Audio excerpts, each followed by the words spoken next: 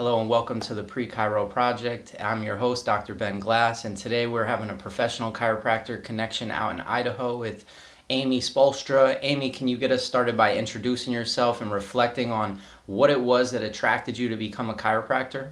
Yes, absolutely. Thank you for having me. Yep, in Coeur d'Alene, Idaho. Been practicing over 14 years and started a cash practice, pediatric family focused chiropractor or chiropractic office right from the start, like 4 days after I graduated. Also have developed the Focus program and the Focus Academy, where we train and certify chiropractors in finding the simplicity and working with getting the results and working with kids and families with behavioral learning and socialization challenges. So keeping chiropractors doing chiropractic, but knowing how to lead with the brain and find simplicity. And so we just love working with families and kids and love helping chiropractors and people who want to be chiropractors. Right now, one of our staff members is going to she's leaving us right now because she's going to chiropractic school, which is amazing, and I love that. So that's what I do. That's who I am. I'm married. I have a 6-year-old daughter, almost 7. And we have a great team. We have some associate docs as well. And we're just loving doing this work. So what got me into chiropractic? I was not raised in a chiropractic family. I was not a chiropractic kid. So I think this will speak to a lot of our audience here. I didn't know what chiropractic was. My brother had gone to a chiropractor a couple times because he hurt his back in football. And, the local chiropractor was taking care of the athletes in the high school. And I thought that was cool, but I didn't know anything about chiropractic beyond the couple adjustments that my brother received that helped him, and I thought, okay, so if I ever have back pain, that's cool. I'll go to a chiropractor. And I went to undergrad, and I was going to be as pre-business, or I was in business, and I was going to be a lawyer. I don't know why. And and that one of my friends that I made in college, I was at the University of Hawaii at the time, and one of my friends, I was visiting her on like a summer break in Austin, Texas, and her dad did audiovisual for a chiropractic seminar group. It was the old waitlist practice, and and he said to us, to our whole friend group, hey, so I was like 19. He said, hey, if I could do anything, if I could go back in time and do anything, I would be a chiropractor. And you guys should think about that. And I was like, why? I don't like, why would you be a chiropractor? I mean, they seem good. They like help with back pain, but why are you so motivated and inspired by this profession? And he was like, well, chiropractic is not just about back pain. It's about actually this thing called subluxation. And when subluxation is there, you can have interference in the way the body is functioning and healing. And there's this thing called innate intelligence, which is the intelligence within the body that, controls everything and allows everything to work. And he's just giving this kind of just really basic, but I was like, what? That's what chiropractic is? I had no idea. And it was the first light bulb moment of my life where I went, that's what I need to do. And so I just knew that's what I need to do. That makes sense to me. And I wasn't from a really holistic family. So it wasn't like, oh, we only do natural things. And so this fits. I was like, always had this little inkling inside where I was like, oh, taking meds all the time and doing all these things, like, that doesn't make a ton of sense to me. I'm not like against it, but there has to be more. And so when I heard this little bit of truth about the body is self-healing and there's this innate intelligence in the body, and this is the realm chiropractors work in, I was like, that's what I'm doing with my life. So I went back, I changed my all my classes to pre-med, and the rest is history. I found a chiropractor to hire me because I'd never been adjusted. I'd never been to a chiropractor. So I went around and tried to intern or get a job or something, because I was going to chiropractic school. And I figured it would be better to start getting adjusted and checked before I went to chiropractic school as opposed to waiting. And so I did get hired somewhere and worked there through undergrad. And then, that was literally changed the course of my life. Just hearing it just once, just for like 5 minutes. Do you think that it was like not only the time of your life, but also that you were really curiously trying to figure out what was going to be the right direction for you? I mean, you asking why when he said he would become a chiropractor if he could do it all over again means that you were almost kind of open-minded at that moment. You weren't really closed to the idea, even though you were trying to become a lawyer or go the business route. I mean, that's kind of the premise of this project is I think if more people heard that chiropractic was what it truly was, there would be a lot more people flocking in this direction just because. Yeah, so can you continue unpacking that experience working at that chiropractor's office in undergrad and maybe the experiences that you had, the observations you made, the real value that that had for you as you entered into chiropractic school? Yes, I would love to. I think you're right. Going back to the beginning of that, where it's like, why was that impactful to me? And I think it was because I never had this defined philosophy of how how I what I thought about health.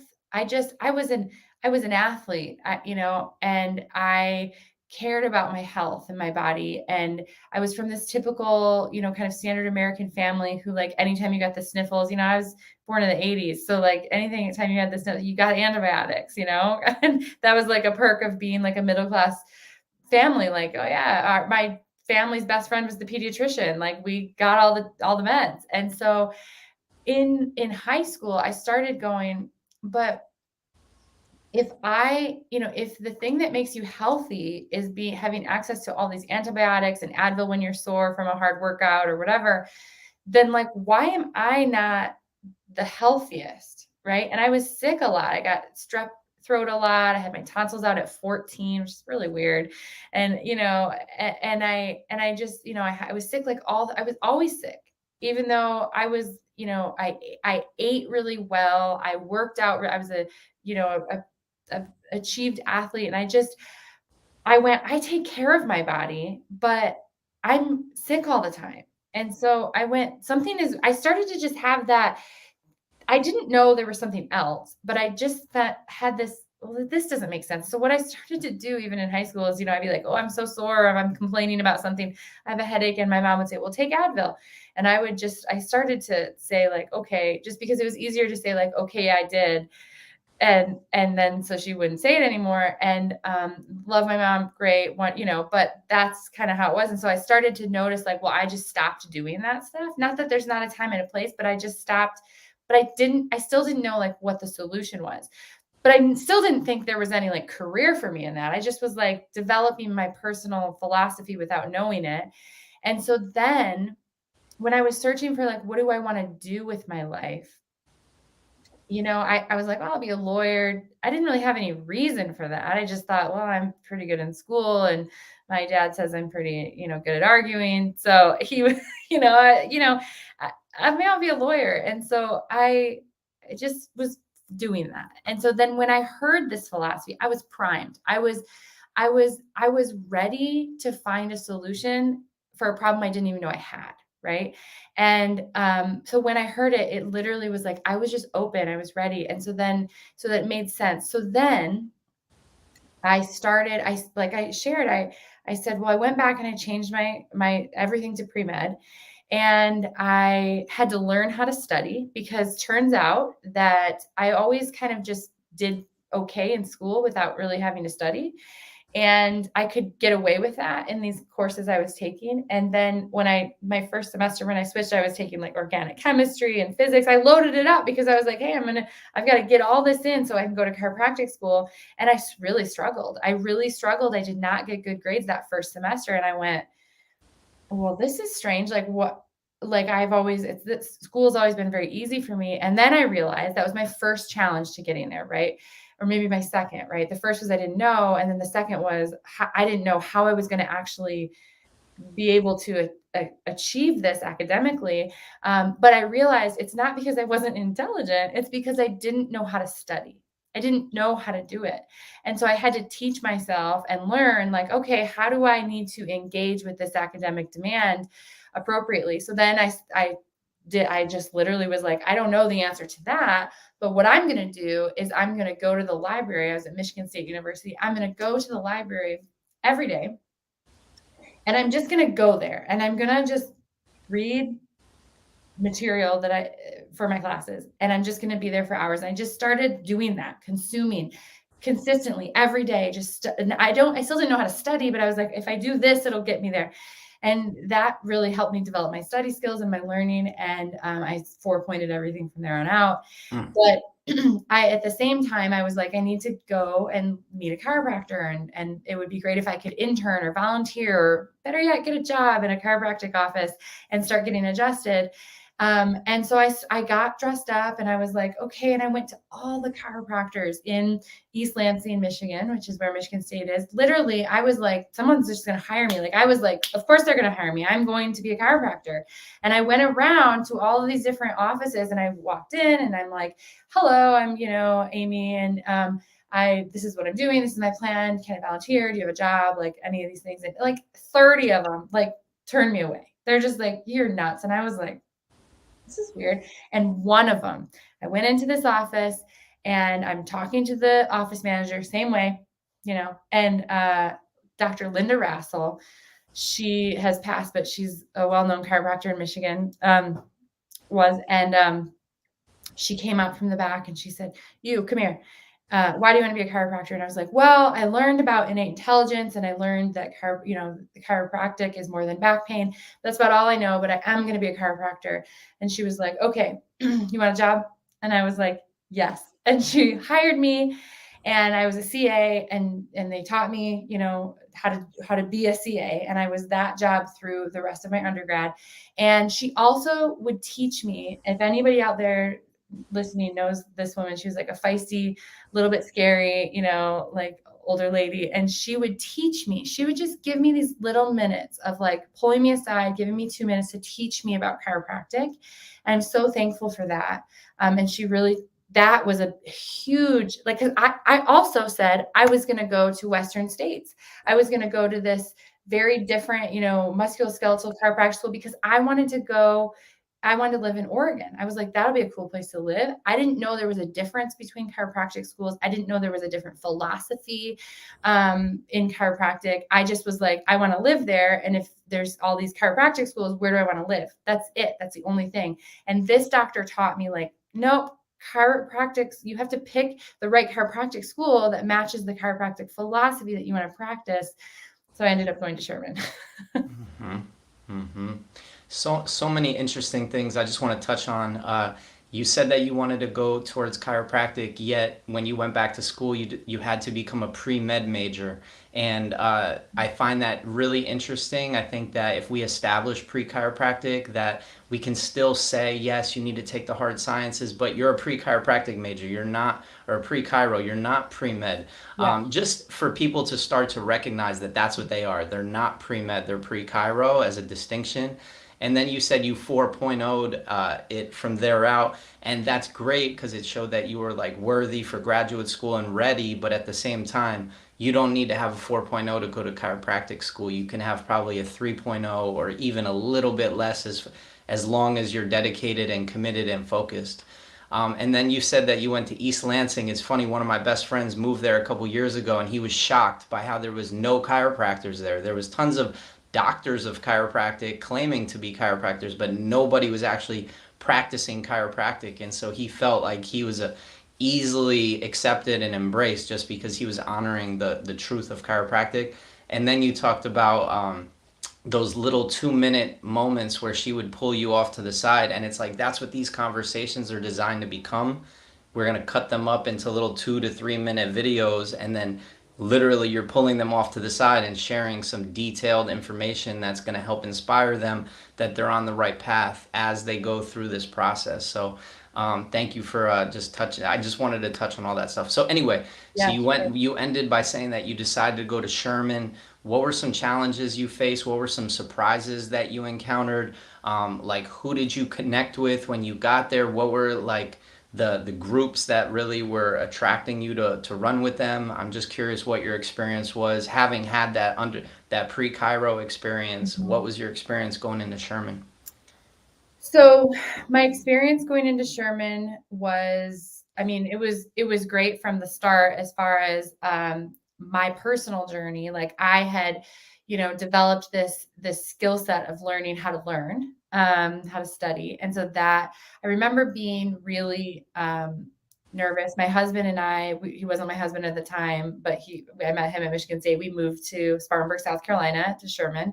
And I remember being in this apartment together, and I remember looking at my classes, the first quarter classes, and I was going to start like the next day or 2 days, and I was looking at just the lineup, and I was like, I don't even know what some of these words mean, and I had done the pre-med track, and I was like there, histology and some things under that, and I was like, I literally had that moment of, oh my, did I move? Like, I moved us to South Carolina, and I had this moment of insecurity of like, these are my classes, like, just for first quarter. Can I do this? And those feelings of, struggling before I learned to study, kind of crept in, and I was like, oh, like, what's this going to be like? Then I started to get in the groove, and I hit it hard. Like, I was like, okay, I'm going back to what I know works. And I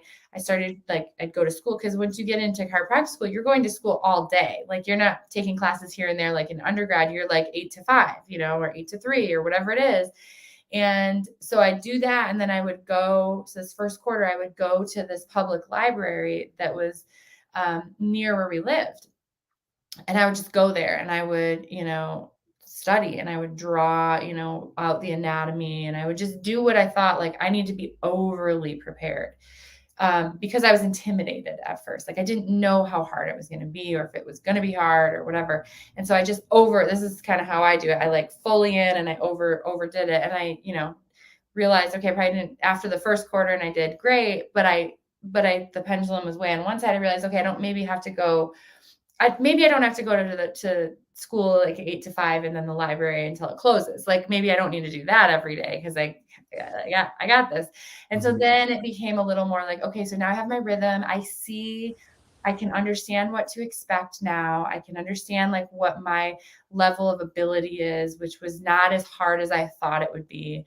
But, I liked and I recommend that people just be over prepared and find your footing. And some people need a little more study time, and some people need less. And certain subjects will be harder or easier, and that's okay. Right. So for students, but that was my beginning. And then what I found was, some people, like, immediately once they get into chiropractic school, join like technique clubs and different types of clubs, and they get a little like siloed into like just this one way of thinking. And I did not do that. Actually, I wasn't really attracted. I kind of would visit all the clubs, and I would kind of like move around, but I never really fully dove into like one technique club. I would kind of spend some time in the Onstead club, and then the next quarter I would like go to Pierce club, and I would upper cervical, and I kind of just like kind of moved around to get immersed. I didn't do that necessarily intentionally. I wanted to learn, and I wanted to understand, why are there these different techniques? I didn't understand that. I thought everybody practiced the way the chiropractor that I worked for practiced, and that was everybody's technique. I didn't know. And so I think that served me well, because I got a big, instead of just being so focused on just one technique, I was immersed in chiropractic, right? In like all these different forms, which was good, I think, in my career later. So Can we segue now into your sort of pathway that you took? What resources really inspired you? Which mentors you had that really opened your mind up? Because as I've been learning about you, it seems like you've really been a trailblazer in the neurodevelopment, neurodiverse, neurodeflective population. There's not a ton of information out there that I was aware of when I was going through school 10 years ago. So I'm just curious, like, what was the origins of that pathway, and like, how do you recommend students get started on that pathway? Well, my particular path was that my dad was a neurooptometrist. And so I shared a little bit about, my background. We were not like a holistic family. Most people haven't heard of neurooptometry, but it's a little like functional neurology. So like, hey, the eye movement, they're optometrists that have specialized training in the brain, basically, and how to basically use eye movements and other things to rehab the brain in the case of traumatic brain injuries, behavioral learning, socialization challenges in kids and adults. And so I was in that world from very young, and I looked at the world through that lens of neurology, and it just was what it was. And so when I went to chiropractic school, I thought that the two, the brain and the chiropractic thing with the spine were very separate things. I did not know that one profession would impact the other, and one clinical approach would impact the other. When you alter, the movement of the spine, you're actually altering the input to the brain, which alters processing, output, eye movements, the way we process, engage, and learn. So therefore, behavioral learning, socialization, traumatic brain injuries. And so I didn't know that, but I was in fourth quarter, I think it was, Sherman, and Dr. Duke, who was our neurology teacher, who is amazing. He's passed at this point, but he was absolutely incredible. And I was in his class, and I was also simultaneously in that quarter in some philosophy classes at Sherman. There's a lot of chiropractic philosophy. And I was reconciling the science and the philosophy in my mind and going, so this makes sense to me. This philosophy, the science is proving the philosophy of chiropractic to me. But also, I know this other stuff from neurooptometry, and this profession needs to be working with this profession and vice versa. And so that was my second light bulb moment. The first was when I was like, I need to be a chiropractor. And the second was sitting in Dr. Duke's class and going, I need to put these things together. So I knew, okay, well, why else would I have a foot in each profession and be having this awareness of this collaboration that needs to happen if I wasn't supposed to put them together?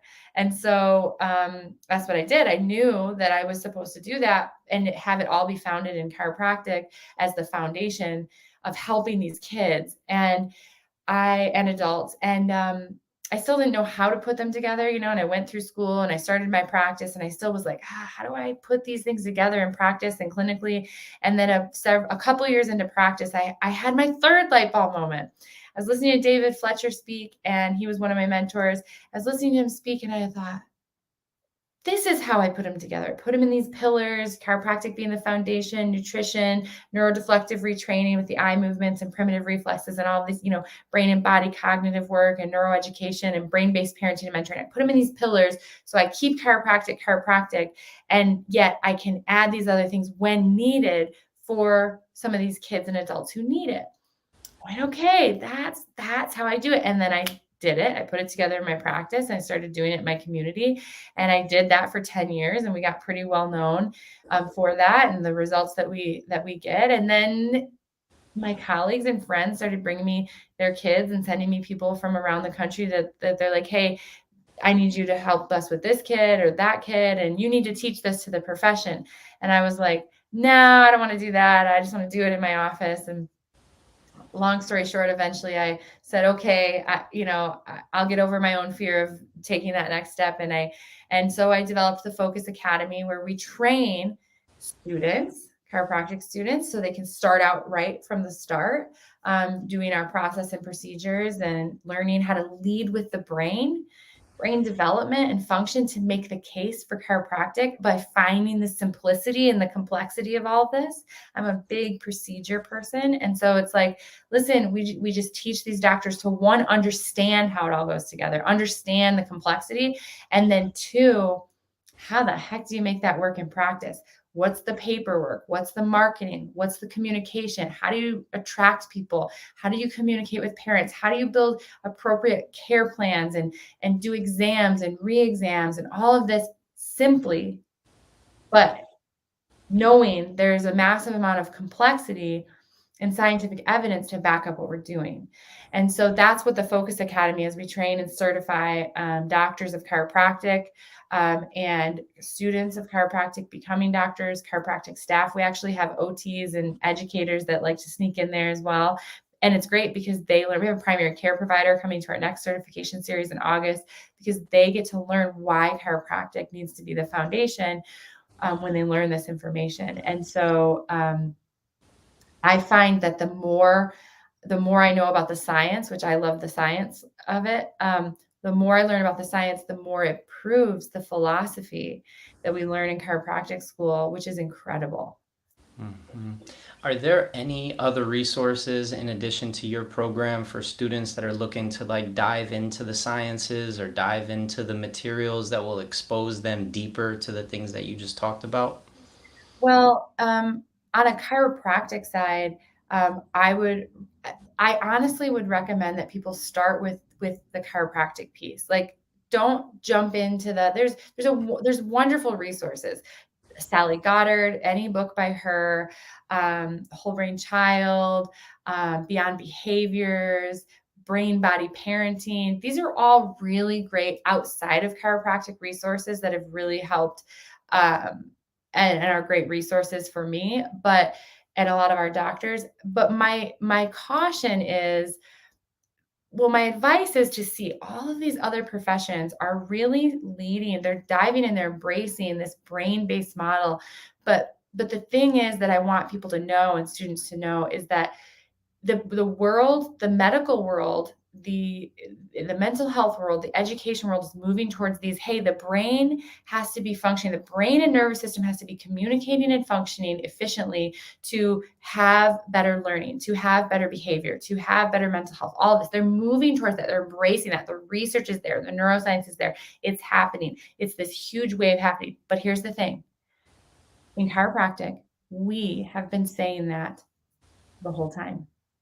And so the evidence and the movement that's happening in these outside of chiropractic in these professions is really making the case for chiropractic. And so I really think students need to learn chiropractic first, knowing, hey, there's all these other things and it's proving what we're saying and what we have been saying, and they're all on board, but learn chiropractic. Learn the philosophy of chiropractic. I would say, like, jump into Stevenson's textbook and all of that. But for students out there, I wouldn't even necessarily, like, your high school student or college student not in chiropractic school yet, just go to a good principled chiropractic school and start there, right? And let Mhm. them lead that journey. And those schools, I would suggest Sherman.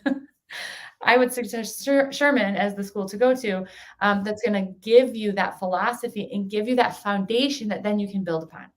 Mhm.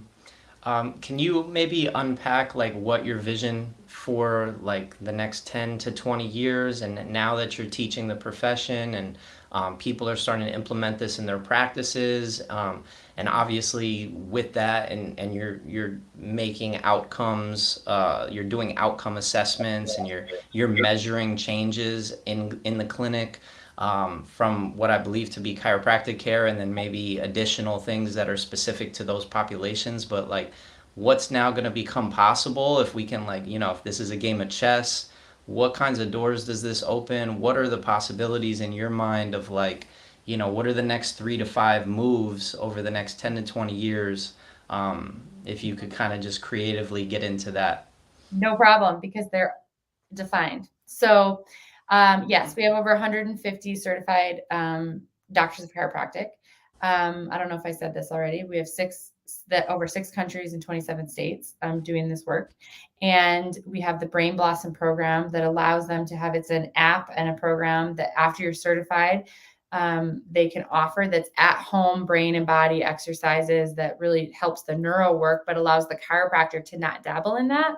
We've got that for them. It allows the chiropractor to do chiropractic and know when. Kind of like if you tell your practice member, like, it'd be good if you exercise. Like, we know that's good. It'd be good if you eat healthy, but I'm not the expert in those things. Like, we help provide that for the doctor so they can stay in the chiropractic lane, but lead with the brain and do some of these things that are helpful and necessary sometimes for these kids, in addition to having a clear nervous system. So that's that. We want to continue. We will continue. We have a certification series, once or twice a year. They're always sold out. We have more and more doctors coming into this work, which is great.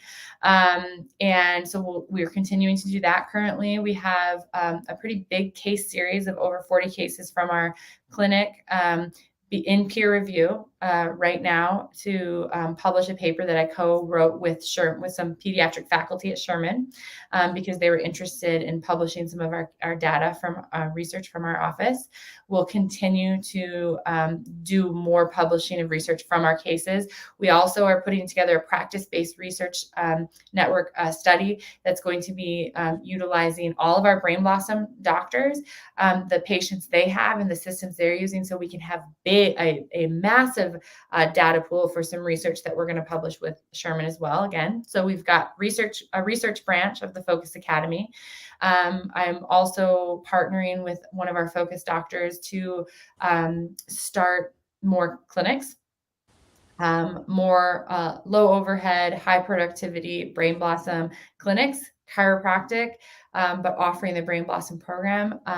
And so we have a second location that we're working to acquire now, and then we're going to set that up so we can help students that are interested in this work, or docs that are interested in this work but don't want to start from scratch on their own. We can model that together and give them the systems and help them get equity and start their business and all of that, so we can have a bigger impact with this work and help doctors, new doctors, students coming out, get started, do this work, find the simplicity, not reinvent the wheels, kind of stand on our shoulders and go from there. So we have that. I have a book that we're publishing this year and called A Window to the Brain, and that's directed towards parents, directing them towards finding a focus and Brain Blossom doctor, and giving them strategies, brain-based strategies at home, but making the case for why they want to work with one of these doctors to direct people by leading with the brain and behavioral and parenting and learning, and bringing them to understanding why they should work with one of these chiropractors who can help them.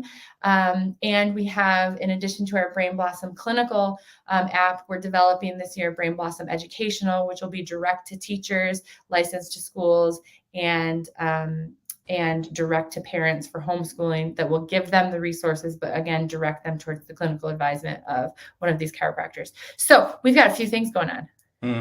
So really quickly, if we have a pre-Chiro club established and you've got students that hear this interview and they get really inspired by you, and they want to get involved with your mission and they want to support that on their own college campus, do you have any creative ways that they can share this information with faculty there, or administrators, or fellow students?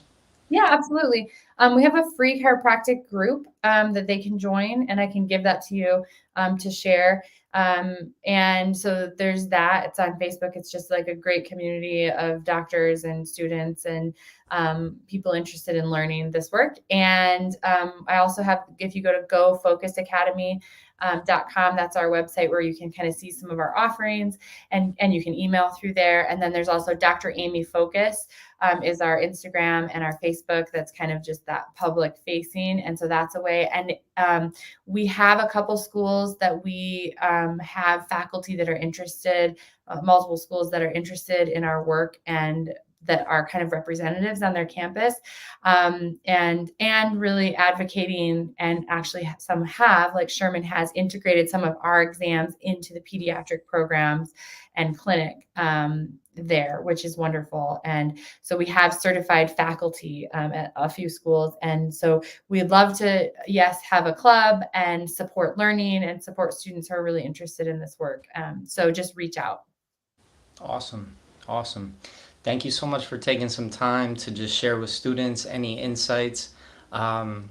Is there any last message that you would share to a high school or college student that's like trying to figure out, they're still not fully sure that chiropractic is going to be the thing for them? They're thinking physical therapy, they're thinking optometry, maybe medical school or physician's assistant programs. Like, how do we help like really differentiate chiropractic for them, or help like pull them towards chiropractic by just sharing the strengths of it? Yeah, I think that the most important thing is to just define, like, spend some time with yourself as a student, high school or college, and say, like, what are kind of my values? So if it's like, oh, I'm picking between physical therapy and chiropractic or optometry or primary care, I want people to go through an exercise of saying, okay, so, but what is it that I believe? Kind of like for me, I was like, well, I know there's a place for drugs and surgery and medications, that kind of stuff, but it doesn't seem like something I should be doing all the time. And I feel like my body should be self-healing. So that philosophy, while a little rough around the edges, was forming for me in high school. And I went, yeah, so that I still didn't know like that there was a profession that shared that philosophy, but I was like, I know that. And so I had that basis of which, that lens of which to kind of assess what I wanted to do, right? And so I think that's a piece that's kind of missing, where people are like, well, I want to be a medical provider. Well, physical therapy is pretty much the same as chiropractic and optometry. So like, which one do I want to do? But there actually in chiropractic is a distinct philosophy and a difference. And so, one, I don't think people know that, a lot of people outside of chiropractic, which is why this is great that you're doing this. So thank you. I don't think they know that. So first, students, define, like, ask yourself, like, what do I believe, right? And then say, okay, so go to each one of those professions, learn a little bit about them, and go, is this congruent with what I believe to be true? And if you're like, no, I do think that like surgery and medications and those types of things should be the first thing. And I want to, or I have this really big passion for like, helping people in that way. Well, then that's the way you should go. But don't do it just because of some superficial, undefined belief. Find your belief, find what it is that resonates with you and what you believe to be true and what your philosophy is, and then assess each profession. And so you will find the right place. So listen, you may not, people listening, chiropractic may not be for all of you. And that's not what we want. We don't want everybody we want the right people to make sure they have the right opportunity to hear what chiropractic actually is, so they can have the moment like me and go, that's what I'm supposed to do. Right. We also need trauma surgeons, So if you're like, that's what I'm supposed to do, by all means, please do that. Right. So yeah, that's what my suggestion.